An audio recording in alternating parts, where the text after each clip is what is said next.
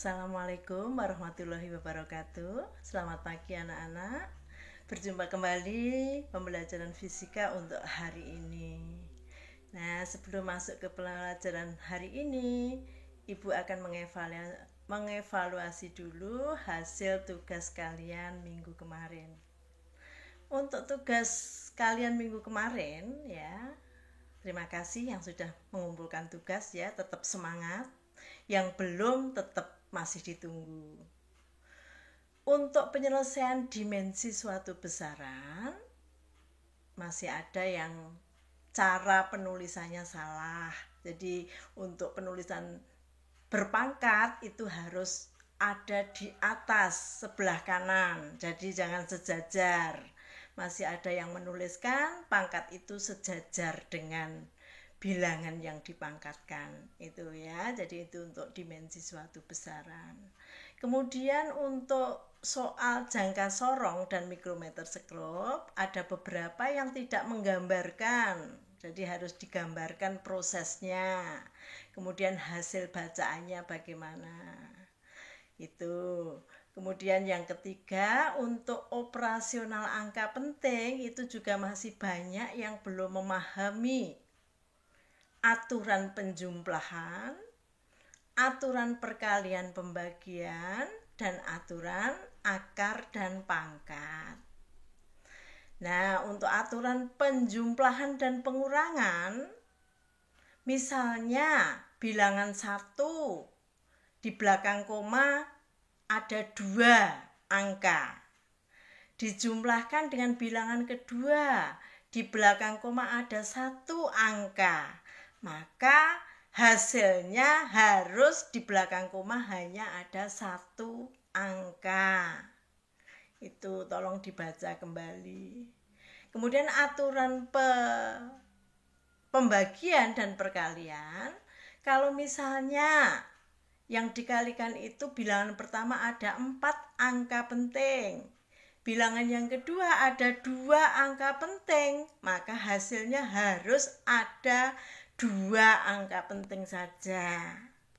Itu ya, jadi dibaca lagi anak-anak, karena masa pandemi ini sangat menyulitkan kalian karena kita tidak bisa bertatap muka secara langsung. Kalian harus banyak baca, semua demi masa depan kalian sendiri. Itu ya, jadi itu untuk evaluasi untuk tugas minggu kemarin. Berikutnya anak-anak, yang belum mengumpulkan tugas tetap saya tunggu. Yang sudah, meskipun belum sempurna, sudah saya apresiasi kalian sudah bagus karena sudah ada usaha. Ya. Berikutnya hari ini kita akan belajar vektor anak-anak bab 2. Jadi disimak bukunya, buku paketnya disimak. Vektor. Kemarin besaran itu dilihat dari nilai dan arah. Besaran itu dibedakan menjadi 2. Besaran vektor dan besaran skalar. Nah, untuk besaran vektor itu adalah besaran yang di samping mempunyai nilai juga mempunyai arah.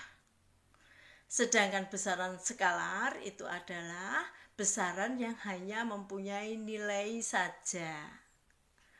Contoh dari besaran vektor misalnya sebuah benda diberi gaya 2 Newton. Kemana? Pasti ada pertanyaan lagi. Jadi karena butuh arah, maka gaya merupakan besaran vektor. Nah, yang lebih lanjut kita akan belajar besaran vektor ya. Nih. Besaran vektor biasanya digambarkan dengan anak panah seperti ini anak-anak. Jadi dibaca dengan vektor F ini 100 Newton ke kanan. Yang kedua, vektor F nilainya 200 Newton ke kiri. Yang ketiga, vektor F nilainya 300 Newton ke kanan. Jadi besaran vektor itu biasanya digambarkan dengan anak panah. di awal anak panah itu disebut dengan pangkal vektor, sedangkan yang di akhir anak panah itu disebut dengan ujung vektor. Ya, jadi lambang vektor itu biasanya dituliskan dengan anak panah. Kalau dengan huruf bisa dicetak tebal, bisa dengan huruf kecil, bisa dengan huruf besar, atau dua huruf dicetak tebal, atau boleh di atas huruf itu diberikan anak panah. Itu lambang suatu besaran vektor. Nah, berikutnya ini bagaimana cara mengoperasionalkan besaran vektor? Ini operasi penjumlahan dan pengurangan untuk besaran vektor. Untuk menjumlahkan besaran vektor itu ada dua. Yang pertama dengan cara grafis atau gambar atau geometri. Ini cara penjumlahan yang pertama. Kemudian yang kedua, nanti besaran vektor itu bisa dijumlahkan secara analitis atau perhitungan. Nah, untuk cara yang pertama dulu anak-anak, jadi penjumlahan vektor itu nanti bisa dilakukan dengan dua cara, poligon dan jajaran genjang. Kalau kalian ingin menjumlahkan vektor secara poligon, ini ya, poligon, misalnya di sini ada vektor A, ini vektor A ke kanan, vektor B ke atas. Kalau ingin dijumlahkan secara poligon atau segi banyak, maka caranya ini anak-anak. Kita menggambarkan dulu vektor A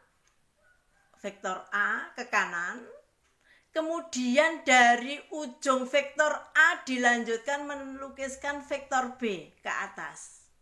Nah, ini caranya.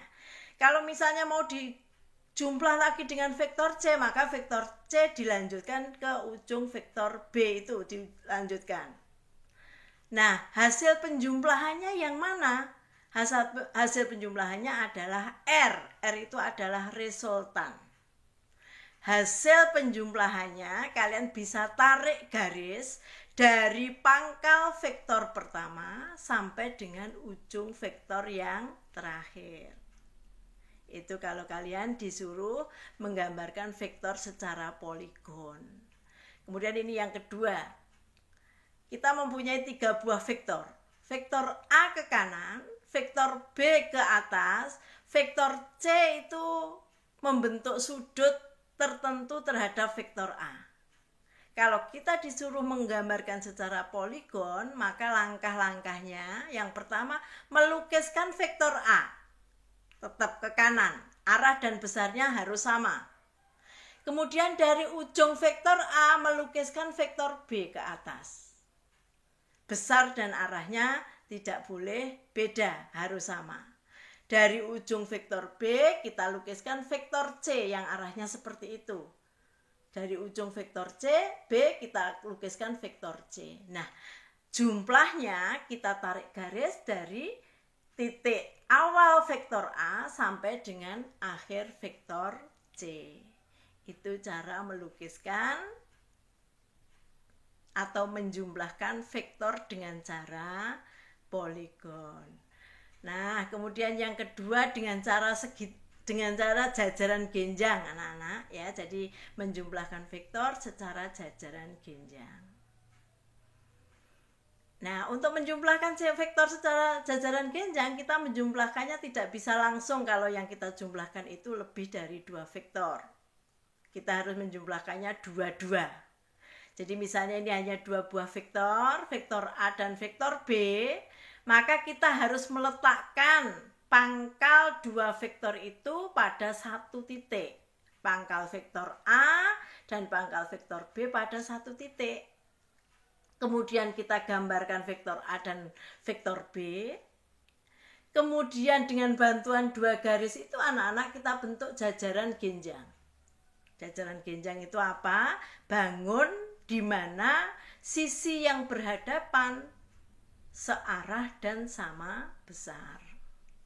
Resultanya tarik garis dari pangkal 2 vektor dan merupakan salah satu diagonal bangun jajaran genjang. Ini. Jadi resultanya seperti itu. Nah, bagaimana kalau kita menjumlahkannya itu lebih dari 2 vektor, anak-anak? Jadi ini kita mempunyai vektor A, B, dan C. Maka yang harus kita jumlahkan A dan B dulu. Seperti ini tadi, A dan B. Resultanya itu merupakan vektor A ditambah vektor B, seperti ini. Kemudian hasilnya baru dijumlahkan dengan vektor C. Vektor C, ya. Jadi kita gambar dengan vektor C. Berikutnya, vektor A ditambah vektor B tadi, kemudian ditambah dengan vektor C. Vektor C, ini. Dibentuk jajaran genjang. Ditarik garis dari titik pangkal 2 vektor dan merupakan salah satu diagonal. Itu anak-anak ya. Jadi cara menjumlahkan vektor dengan cara poligon dan dengan cara jajaran genjang. Jadi karena kemarin tugas yang pertama masih banyak yang belum menyelesaikan, untuk tugas hari ini kalian cukup untuk menjumlahkan vektor secara poligon dan jajaran genjang. Kalian buat masing-masing 2 buah soal dan jawab. Bisa difahami ya anak-anak? Jadi untuk tugas hari ini kalian membuat soal beserta penyelesaiannya untuk penjumlahan vektor secara poligon dan jajaran genjang. Itu tugas pertama. Kemudian tugas yang kedua yang merupakan syarat untuk menjumlahkan vektor secara perhitungan, kalian cari data untuk nilai kosinus sudut dan sinus sudut, utamanya untuk sudut-sudut istimewa. Berapa saja tuh sudut istimewa? 0, 30, 45, 60, dan seterusnya. Ya, jadi ada 2 tugas. Yang pertama, menjumlahkan vektor secara poligon dan jajaran genjang. Masing-masing ada 2 soal. Kemudian kalian mencari data untuk nilai sinus dan kosinus sudut. Demikian anak-anak ya, jadi tetap semangat meskipun belajar dari rumah. Jadi ini semua demi kesuksesan kalian. Untuk yang belum semangat, belum mengumpulkan tugas, segera ajak dirinya sendiri, motivasi dirinya sendiri agar kalian mau dan mampu untuk mengerjakan tugas hari ini. Akhirnya, assalamualaikum warahmatullahi wabarakatuh.